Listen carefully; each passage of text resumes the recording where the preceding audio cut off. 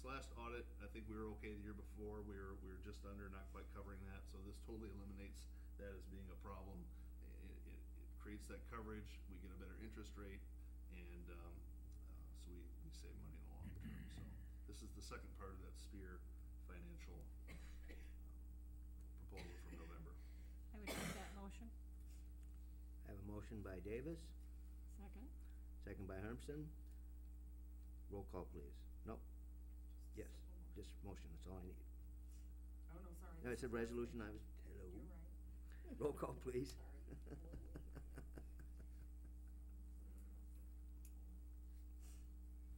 Davis, Yes. Holland, Yes. Hill, Yes.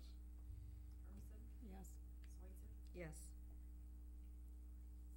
Motion carries. Vaughn. Oh, yeah. We're not done yet. All right, item 20, motion to change the date of regularly scheduled council meeting from Monday, May 27, 2013 to Tuesday, May 28, 2013, in observance of Memorial Day. So moved? Motion by Switzer, I'll second by Hill. All in favor? Aye. Aye. Opposed? Motion carries. Already got the day off. Yes. All right, let's go to reports. we choked you. Randy, you have anything? Thank you. And I know Doug has some stuff. Well, the first thing is, the city is trying to acquire some more property, and that's in Luke's hands with Carter's office there. So we're working through some of that stuff. In your council packets, I've got some stuff in here. I want this out for the people out in TV land, and as you can see at the end, I really wish that we could get with paper or papers here and, you know, and put something in every week, because I could use up quite a few of those weekly things and just some of our code stuff. But anyway, the growing season's here, and the height limit is 8 inches, and there's quite a few of them around. I know it's been wet and stuff, so I'm kind of, you know, trying to work with people, but they need to get mowed, or we're gonna have to start sending out letters, and they'll only get one notice, and then we'll go from there. And they wanna make sure it's unlawful to deposit any grass clippings into the street as this plugs up the storm sewers, and boy, there's a lot of that going on right now. A lot of it, and I don't really know how to, police that. It's pretty hard to police, but, we're gonna have to do something. And there's letters that have gone out to some of the owners that have some sidewalks that need repaired from their utility work. And the letters I've sent out, those are getting taken care of, so. And then the house numbering again, code calls for the house, all houses that have numbers on them, at least 4 inches tall, 1/2 inch wide, and a contrasting color with the background, and they need to be on the house. You drive around a lot of these new subdivisions, they got them out in the mailboxes, but they're not on the houses. So I just want people to know what's going on there. And now that it's nice outside, we got a lot of people that are moving around. We're starting to get complaints on, I call it junk, they call it stuff, around their buildings.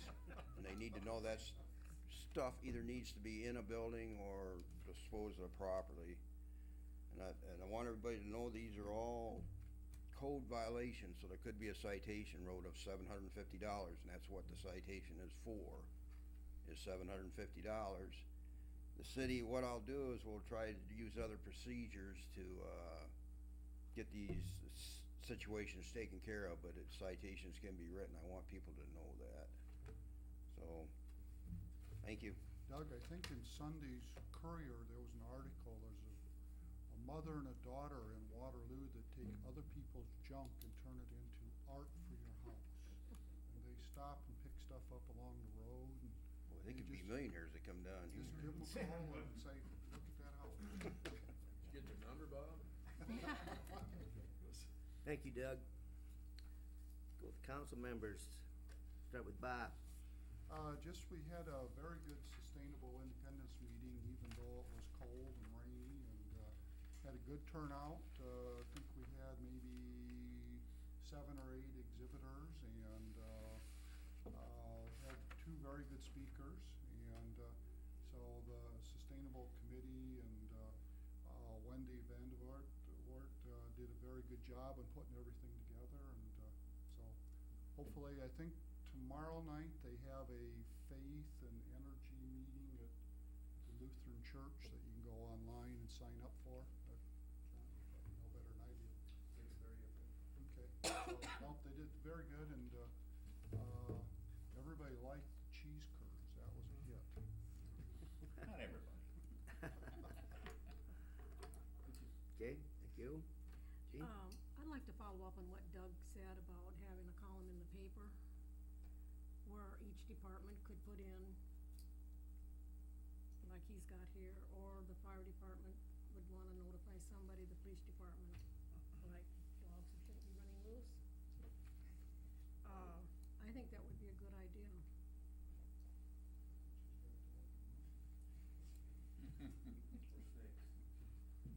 Okay, I don't know if we'd have to find a name for it.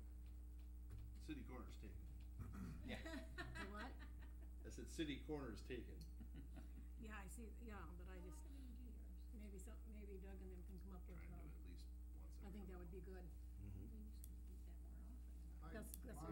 I might hear, I pointed this out a couple times to the press here, but my hometown paper does do this. They have a guest writer where they'll maybe have police chief, or they'll have the fire chief, and maybe once a month they'll have something in there from one of them. I await your column. You wait my column. Bring it on. You know, I was invited last year to our local radio station, and they spent 15 or 20 minutes going through ordinances. When I thought that was really nice of them. They asked me to come in, and I got some of the stuff from Doug that I went through, and I thought it was a good community gesture. Bob, I think Carl and Barb will attest to the fact that I did invite them to do such an event just last week. He did. I was gonna, Steve did. He did comment on that. Gene, I'm on your side.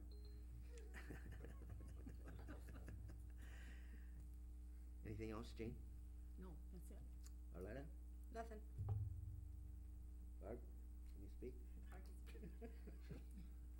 I attended the April 24th and 25th, I attended the 13 Employment Conference in Altoona. That was a very good conference. Vicki and I both attended. Thank you for allowing me to attend. I provided our notes in your council packets, and some links to let you know that there are handouts out there, but a lot of changes, a lot of things that we weren't aware of that we need to become aware of and look into and implement. So we'll be bringing those things forth to your attention, but always a very good conference. This is the third year I've attended it. Really an excellent conference. Case law, they cite case law, workers' compensation, they review that sort of thing. They review Family Medical Leave Act and the Fair Labor Standard Acts, and law changes, compliance changes, and that sort of thing.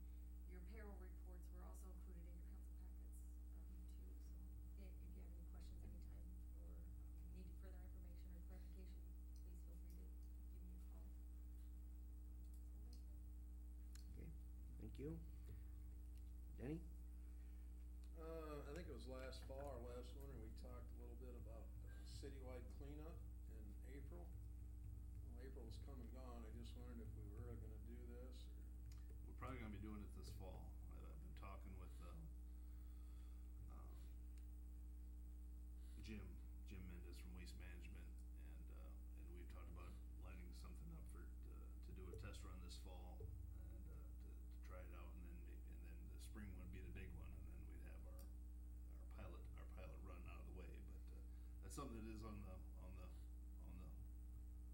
medium boiler, I guess, not on the back burner. It's in the middle. Also, I'd like to ask, how come they don't pick up garbage, it's just not in the can? Because there's an arm that comes out that picks up the Oh, can so I'm- and dumps it in. They don't have a backpacker to come along and Right. pick up individuals. Years ago, they had 2 men on the truck and they done it all by hand and no complaints. Now Waste Management's got it, they got one guy running the truck. Now they got an arm running the truck, more or less. The other day, this guy, my neighbor, had tons of garbage out there because we didn't have that April cleanup thing, I'm suspecting. And the guy come along with his arm and got the garbage can and left the pile, he had to pick up all the stuff out there. Now I can't blame him, he drove it out to the curb. And it's, kind of an eyesore. And that's something else that Jim has mentioned too, is, as far as us coming up with a fee schedule for extra garbage like that. Right now, we don't have anything set up. And, and they don't have the means to pick it up unless they come by with a separate truck with a backpacker and all that. So that's something else that they wanted to get that put together and lined up, so there's some type of billing structure for doing that. That's all I got. Thank you. Benita? I guess I would chime in too with the articles in the newspaper thing and wondered that maybe when he does his corner thing, we could do that more often, and some of those could be for department heads or something, if that's workable. The other question I had, when you talked about sidewalks, Doug, the sidewalk like at hospice that was done because of the, I don't know if it's CenturyLink or whoever came along there, how does that get it? I know you do for the private properties and stuff, that they have repair that needs to be done. How does that address ones like that need to be done from a company that actually tore the sidewalk up? The city did an excellent job of filling it in for us, cause it really was a safety hazard, and I, made some comments and it got taken care of, and hospice is very happy that that got taken care of.